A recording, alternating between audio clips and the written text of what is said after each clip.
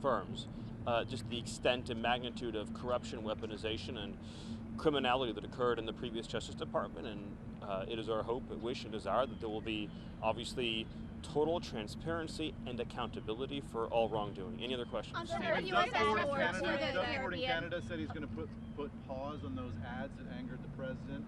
Does the White House have a reaction to the Canadians putting pause? I want to give a chance for the White House and the president to be able to respond before I make news on that right now. So we will circle back with you on that. Is the president still angry at Canada?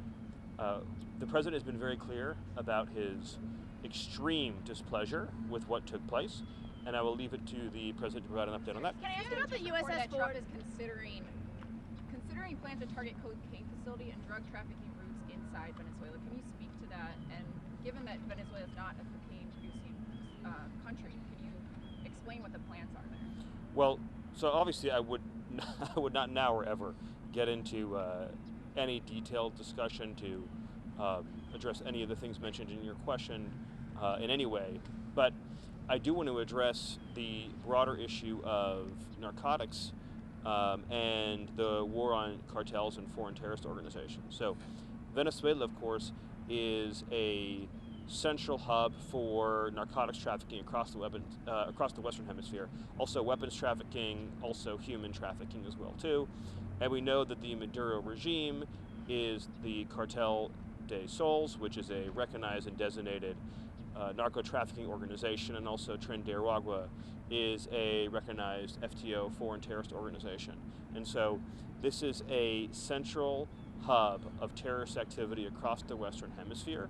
And just more broadly, as was made clear in the event yesterday, the President of the United States has made clear that narco-terrorists and narco-trafficking is a terrorist activity.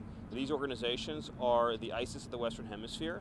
They control territory, they field armies, they exert enormous political control over nations and regions and governments and judicial systems through extortion, kidnapping, blackmail, murder, rape.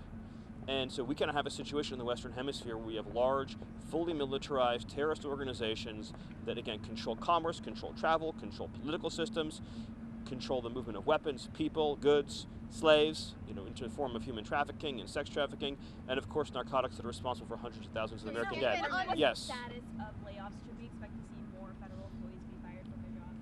Well, the longer the Democrats keep the government shut down, by definition, the more people that are at risk of losing employment and, of course, income as well, too, which is very tragic.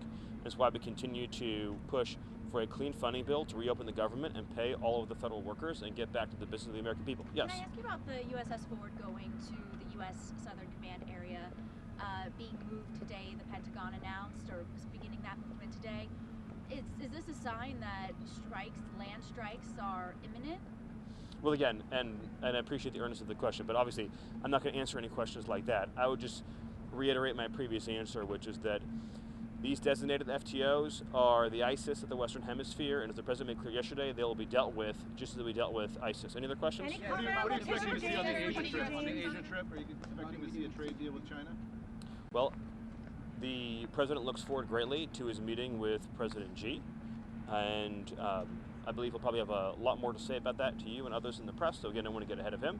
But he's looking forward to the meeting immensely, as well as, of course, our meetings in many other countries of the region, both to promote peace, security, prosperity, and of course to celebrate the extraordinary trade deal with Japan, which will unlock one of the largest waves of foreign investment in America, in American history. One last question. Would the administration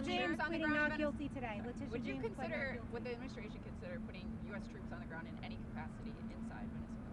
Well, I would refer to what Secretary Higgs said yesterday in terms of how the Department of War is viewing the issue of the strategies that are being used to fight these terrorists in the Western Hemisphere. And I'll just continue to reiterate what I've said before. I know that you want more detailed answers than I can provide, but these are terrorists and they're going to be killed. Thank you very much. And this is an escalation, Stephen, right? You would say, moving the carrier group there? Thank you for gangling. Thank you. Thanks, Albert. I feel like I'm taller than him. You don't need to do that. I know. Because this is just for you. I know. It's not a laser. I like it's like a habit.